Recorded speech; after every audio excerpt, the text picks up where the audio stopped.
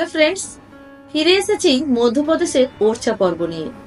খাজুরাহের পশ্চিম দিকের মন্দিরগুলি দেখার পর আমরা চলে এলাম ওরছা। আমার আগের ভিডিওতে খাজুরাহের পূর্ব, দক্ষিণ ও পশ্চিম দিকের মন্দিরগুলি দেখিয়েছি। মন্দিরগুলি দেখার পর বুঝতে পেরেছি দেশ বিদেশ থেকে এর কারুকার্য দেখার জন্য লোকজন কেন ভিড় করে। খাজুরাহ থেকে ওরছার দূরত্ব 172 কিলোমিটার, সময় লাগবে 3 ঘন্টা মতো। একদিনে খাজুরাহের মন্দিরগুলি দেখার পর রাতেই চলে আসতে পারেন ওরছা।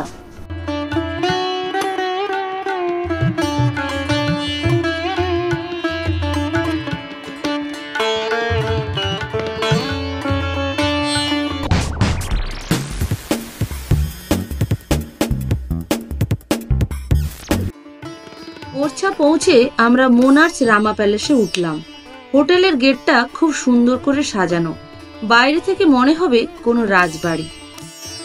ওরছা হলো ভারতের মধ্যপ্রদেশের নিওয়ারি জেলার একটি শহর। শহরটি 1501 সালের কিছু সময় পরে একজন বুন্দেলার রাজপুত শাসক রুদ্রপ্রতাপ সিং প্রতিষ্ঠা করেছিলেন। ওরছা বেতোয়া নদীর তীরে অবস্থিত। টিকামগড় থেকে 80 কিলোমিটার এবং ঝাঁসি থেকে 15 কিলোমিটার দূরে অবস্থিত।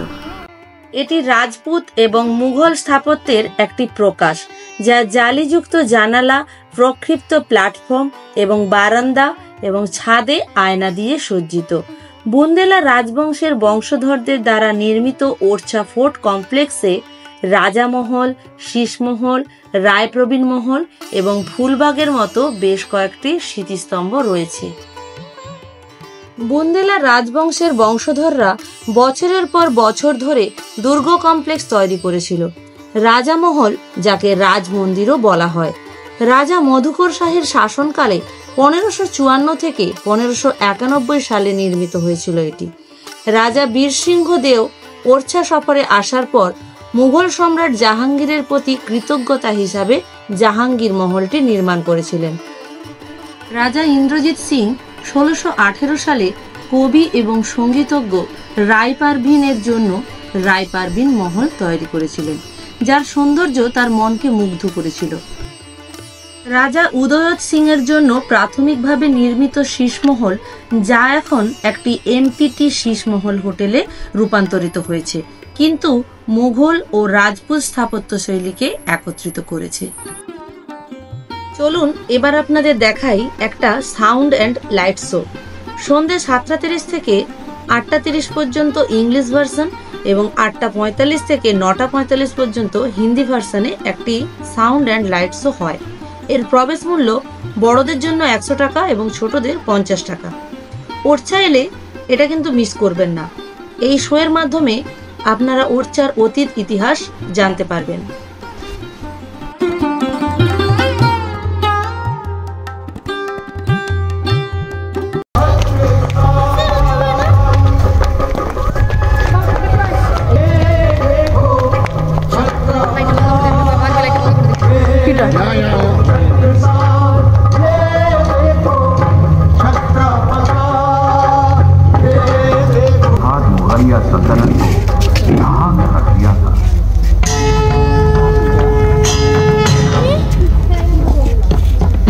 राजा छत्रसाल ने हिलसा के युद्ध में अनवर खां पर विजय प्राप्त की सन 1687।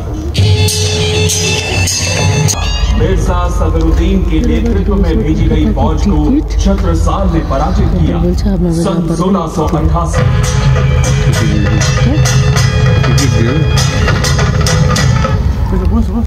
दिल्ली के सूबेदार अब्दुल समद की फौज को मौदहा युद्ध स्थल में रखा। बादशाह औरंगजेब का 9 लाख की मुगलिया फौज के साथ पन्ना पर आक्रमण। जीत महाराजा छत्रसाल की। औरंगजेब को प्राणदान सन 1704।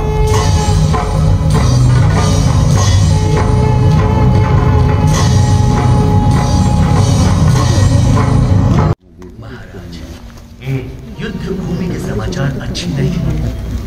मोहम्मद खां बकश सेना हमारी बुंदेला सेना पर भारी पड़ रही है। यही कहना चाहते हो ना?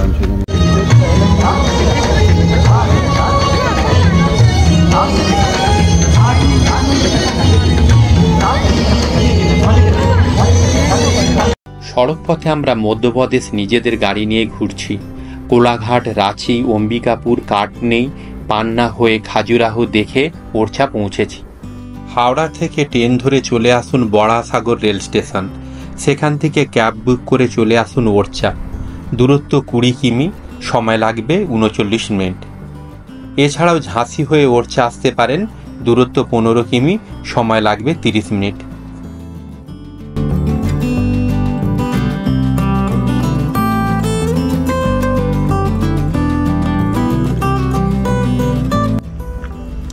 আমরা সন্ধ্যে 7:30 নাগাদ ওরছা পৌঁছেছি। ওরছা বাজারে একটা হোটেল নেওয়া আছে আমাদের, আর আমরা এখন আছি ওরছা হোটেল। এইমাত্র আমরা লাইট অ্যান্ড সাউন্ড শো দেখলাম। এটা হলো শীর্ষমহল, এখানে আপনারা থাকতেও পারেন, এর জন্য বুকিং করতে হয়। আর এদিকটা জাহাঙ্গীর মহল। রাতে ওরছা ফোর্টের ভিউটা দেখালাম, দিনের ভিউটা পরের ভিডিওতে দেখাচ্ছি। তার আগে চলুন আপনাদের দেখাই ওরছা ফোর্টের ঠিক পাশেই রামরাজা মন্দির।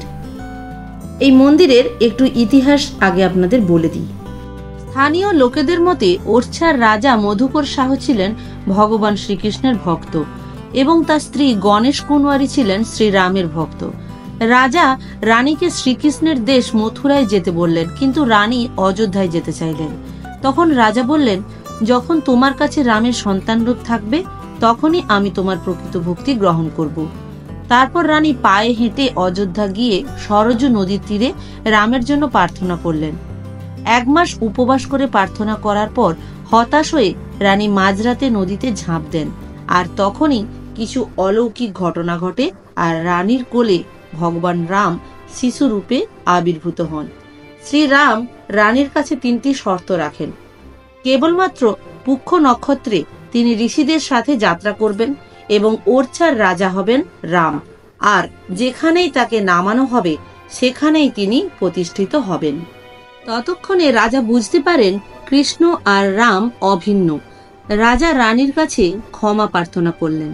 ওরছায় ফিরে রানী শিশু রামকে নিয়ে চতুর্ভুজ মন্দিরে না গিয়ে প্রাসাদে এসে রাতটুকুর জন্য বিশ্রাম নেন। ভগবান রামের শর্ত অনুযায়ী সেখানেই তিনি মূর্তিতে রূপান্তরিত হন। প্রাসাদের ঠিক পাশেই রয়েছে চতুর্ভুজ মন্দির, আর রানীর প্রতিশ্রুতি অনুযায়ী ভগবান রাম হলেন ওরছার রাজা, তাই এর নাম রামরাজা মন্দির। আমরা এখন মন্দিরের সামনে দাঁড়িয়ে আছি, এটা প্রভু রামের মন্দির। এখানে এই সমস্ত এই এলাকার বিবাহ এখানে হয়, আর ভেতরে এই মুহূর্তে আরতি হচ্ছে। আমরা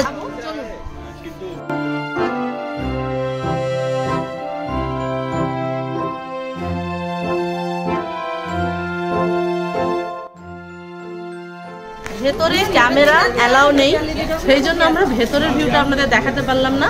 আপনারা এসে এখানে ভেতরটা এনজয় করবেন।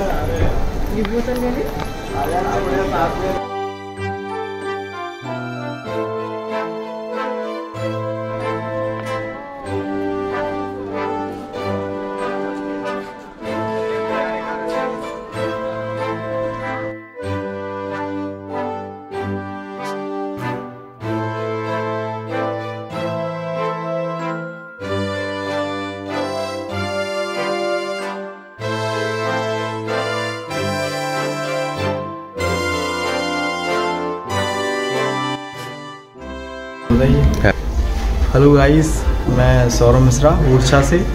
मेरा ये होटल है मोनार्च रामा पैलेस, ओरछा में है, मध्य प्रदेश में पड़ता है। और आप पीछे का व्यू देख ही रहे हैं, काफ़ी सुंदर है। और आप आइए, बहुत टेस्टी खाना मिलता है यहाँ पे। प्लीज़ सब लोग। है और आपका कॉन्टैक्ट नंबर बताइए। मेरा नंबर है 6267369847। Thank you. প্রচুর ঠান্ডা। আমরা এখন এই বাজারটা ঘুরে হোটেলে ফিরছি, সবাই হাত সেঁকে দিচ্ছে, মুখ থেকে পুরো ধোঁয়া বেরোচ্ছে।